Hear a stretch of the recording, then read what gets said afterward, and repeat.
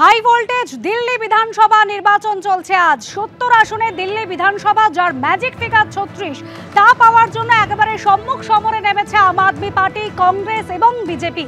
একেবারে আগের বারের মতনই কি বাজিমাত করতে পারবে আম আদমি পার্টি, নাকি এবার বিজেপি দীর্ঘ কয়েক বছরের খরা কাটিয়ে ক্ষমতায় ফিরবে দিল্লিতে? কংগ্রেসকে কি শূন্য হাতেই ফেরাবে আগের বারের মতন দিল্লি ভোটবাসী? তা জানতে অপেক্ষা করতেই হবে আগামী শনিবার পর্যন্ত। তবে সকাল 7টা থেকে চলছে ভোট গ্রহণ। আমরা সরাসরি চলে যাব, আমাদের প্রতিনিধি বিজেন্দ্র সিংহ রয়েছেন আমাদের সঙ্গে। বিজেন্দ্র, ইতিমধ্যেই ভিভিআইপিরা ভোট দিয়েছেন, কেমন চলছে ভোট গ্রহণ পর্ব? ফার্স্ট হাফের যে ভোট দান রয়েছে কিছুটা স্লো রয়েছে, কিন্তু এখন আস্তে আস্তে ভোট পার্সেন্টেজ বাড়ছে। এই মুহূর্তে আমরা যে স্কুলে রয়েছে সেখানে অরবিন্দ কেজরিওয়াল, প্রাক্তন মুখ্যমন্ত্রী এবং আপ প্রধান, আসবেন ভোট দিতে। সেই বুথে আমরা এখানে রয়েছি। এখানে তিনি আর 1 ঘন্টার মধ্যে আসবেন ভোট দিতে। এবং যেটা তুমি বলছিলে কি 27 বছর ধরে বিজেপি দিল্লি সরকার থেকে বাইরে রয়েছে, 27 বছর তাদের সরকার সেখানে আসেনি।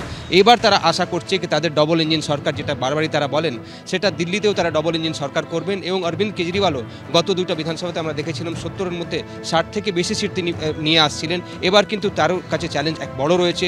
মনে রাখতে হবে গত 2-3 বছরের মধ্যে তাকে জেলে যেতে হয়েছে, মনীষ সিসোদিয়া জেল গেছেন এবং আরও একজন মন্ত্রীকে জেল থেকে যেতে হয়েছিল।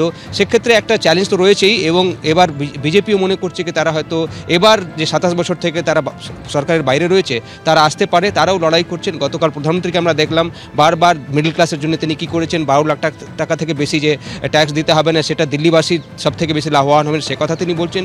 তার সঙ্গে সঙ্গে এইডস পে কমিশন যখন লাগু করা হয়েছিল তখনও বলা হয়েছিল, যখন ঘোষণা করা হয়েছিল এইডস পে কমিশন কনস্টিটিউট করা হবে, তখনও বলা হয়েছিল যে দিল্লি থেকে সব থেকে বেশি সরকারি কর্মচারীরা থাকেন, তারা সেটাতে লাভবান হবেন। তার সঙ্গে সঙ্গে বিজেপি এই প্রতিশ্রুতিও দিচ্ছে কি যা এখন ফ্যাসিলিটিসগুলো আম আদমি পার্টি সরকার দিচ্ছে গরিবদের জন্য, যার মধ্যে 200 ইউনিট বিদ্যুৎ ফ্রি রয়েছে, সেসব ফ্যাসিলিটিগুলো কিন্তু কোনোটাই তারা বন্ধ করবে না, সেসব থাকবে। তার সঙ্গে সঙ্গে অন্যান্য যে সুবিধাগুলো রয়েছে যেটা বিজেপি সরকার প্রতিশ্রুতি দিয়েছে সেটা তারা মানুষের কাছে নিয়ে যাবেন।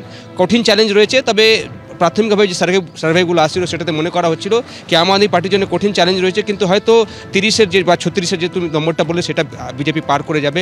কংগ্রেসের জন্য যেটা তুমি বললে শূন্যই রয়েছে, এবারও মনে করা হচ্ছে 4-5টা সিটের উপর কংগ্রেস ভালো ফাইট দিচ্ছে, সেই জায়গায় হয়তো 2-1টা আসন কংগ্রেস জিততে পারে। কিন্তু মেন লড়াই দিল্লিতে এবার আম আদমি পার্টি এবং বিজেপির ভার্সেসই রয়েছে। গত 2টি বিধানসভায় দেখেছিলাম 50% থেকে বেশি ভোট নিয়েছে আম আদমি পার্টি সরকার করেছিল, তার সম্ভাবনা হয়তো কিছুটা ভোট হয়তো এবার বিজেপির দিকে যাবে। সেটা কত যাবে সেটাই দেখার বিষয়। আগামী 8 তারিখ যখন ভোট গণনা হবে তখন স্পষ্ট হবে। কিন্তু যেই বুথে আমরা এই মুহূর্তে রয়েছি সেখানে আপের প্রধান এবং প্রাক্তন মুখ্যমন্ত্রী অরবিন্দ কেজরিওয়াল কিছুক্ষণের মধ্যে ভোট দিতে আসবেন। ধন্যবাদ বিজেন্দ্র।